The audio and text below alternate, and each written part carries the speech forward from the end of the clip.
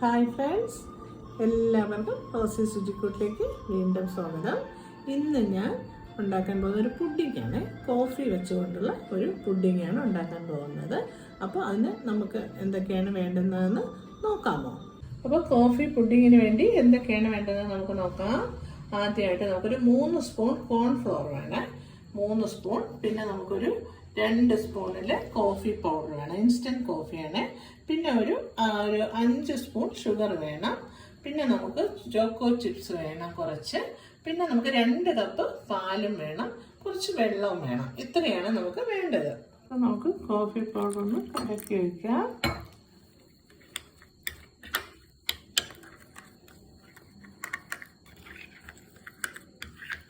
Coffee powder കലക്കി വെച്ചിട്ടുണ്ട്.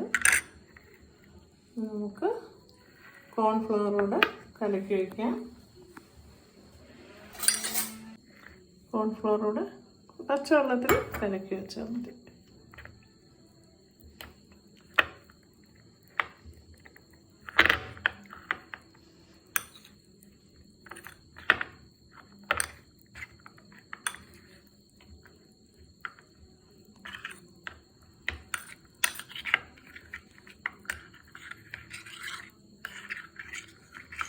അപ്പോൾ നമുക്ക് പാത്രത്തിലേക്ക് 2 കപ്പ് പാൽ ഒഴിച്ചു കൊടുത്തിട്ടുണ്ട്. അത് തിളയ്ക്കുമ്പോൾ നമുക്ക് കോഫി പൗഡർ ഇട്ട് കൊടുക്കാം. കലക്കി വെച്ചിരിക്കുന്ന കോഫി പൗഡർ ഇട്ട് കൊടുക്കാം. അത് തിളച്ച് കഴിയുമ്പോഴത്തേക്കും നമുക്ക് തീ സിമ്മാക്കിയതിന് ശേഷം കോൺഫ്ലവർ ഇട്ട് നമുക്ക് കുറുക്കി പഞ്ചസാരയൊക്കെ ഇട്ട് കുറുക്കി എടുക്കണം. പാല് തിളച്ച് തുടങ്ങി. അതിലേക്ക് നമുക്ക് കലക്കി വെച്ചിരിക്കുന്ന കോഫി പൗഡർ ഇട്ട് കൊടുക്കാം. കോഫി പൗഡർ ഒഴിച്ചു കൊടുത്തു.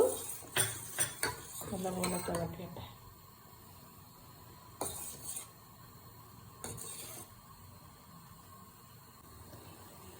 ഇനി തീ സിമ്മാക്കിയതിന് ശേഷം നമുക്ക് കോൺഫ്ലോർ കലക്കിയത് ഒഴിച്ചു കൊടുക്കാം. അപ്പോൾ കോൺഫ്ലോർ നല്ലപോലെ കലക്കി വെച്ചിട്ടുണ്ട്. അത് നമുക്ക് ഒഴിച്ചു കൊടുക്കാം.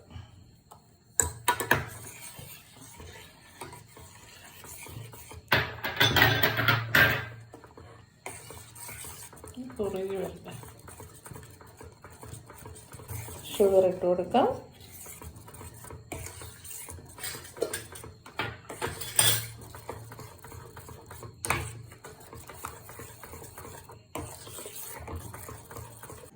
അപ്പോൾ പുഡിങ് തണുപ്പിക്കാൻ വെക്കണം. അതിന് മുമ്പ് നമ്മൾ കുറച്ച് ചോക്കോ ചിപ്സും കൂടെ ഇടണമുണ്ട്.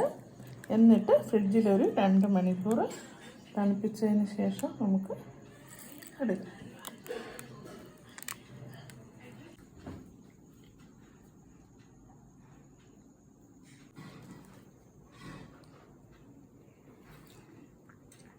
അപ്പോൾ സ്വാദിഷ്ടമായ നമ്മുടെ കോഫി പുഡിങ് ഇവിടെ റെഡി ആയിട്ടുണ്ട്.